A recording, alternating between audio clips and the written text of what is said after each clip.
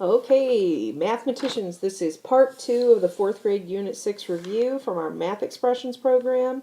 And this is the short part. Yay! Let's take a look at a pretty straightforward subtraction problem involving mixed numbers. We have 6 and 4/10, and we want to take 5 and 3/10 from that. Now, here's the nice thing. This works pretty much like place value because it really kind of is. We've got the part side and we've got the whole side. 4/10 take away 3/10 leaves us with 1/10, and 6 take away 5 leaves us with 1. So the difference between these two numbers is 1 and 1/10. And there's nothing else we have to do with that. There's nothing weird or funky about it at all. That's the whole thing right there. Take a look at a problem that's a little less straightforward.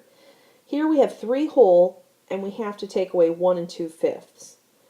Now we could definitely do that because 1 and 2/5 is less than 3. But the part that might be confusing to some folks is there's no fraction on the 3 number. Well, not yet.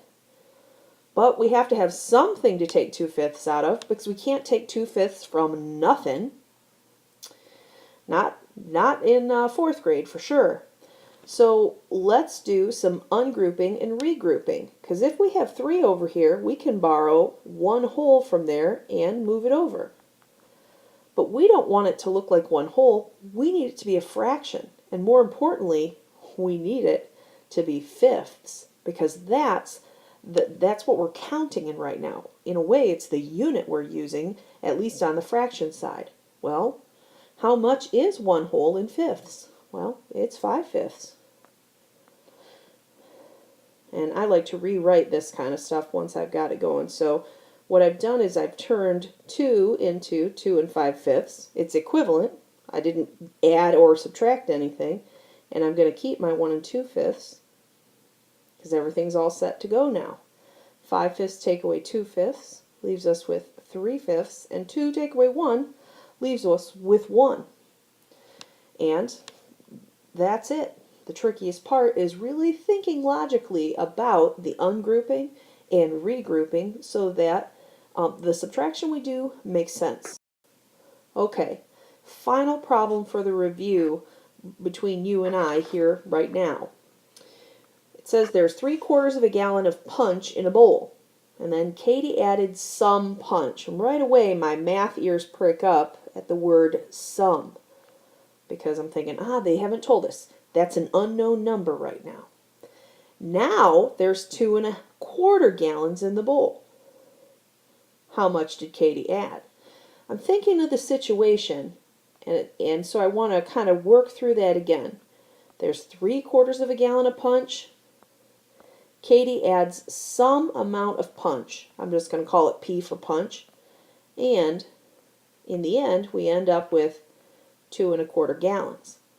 So how do we figure out this missing addend, P? How do we solve for P? Well, the same way I would if this said 3 plus some number is 5. I would take the sum, 2 1/4, and subtract the other addend. Now I'm going to have to do a little ungrouping and regrouping, just like we did in the last problem, because I can't take 3/4 out of 1/4.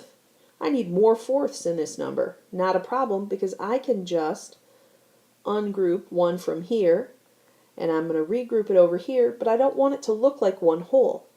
I need it to be a fourths number. Well, 1 whole equals 4/4, and I've already got 1/4, so that's going to change this to 5/4. I didn't actually change the value of the number. All I did was move some of the value over. I have 5/4. I take away 3/4, and that leaves me with 2/4 as the difference in the fraction part. I've still got this 1 whole over here. Oh yeah, and I'm taking nothing away from that, so that remains 1 whole. For our purposes now, 1 2/4 will work. The only thing it's missing is it says how much did Katie add? Well, I want to be able to say 1 2/4 gallons, because this number's not naked. It's got context. It's got some kind of meaning, even if that meaning is some tasty fruit punch.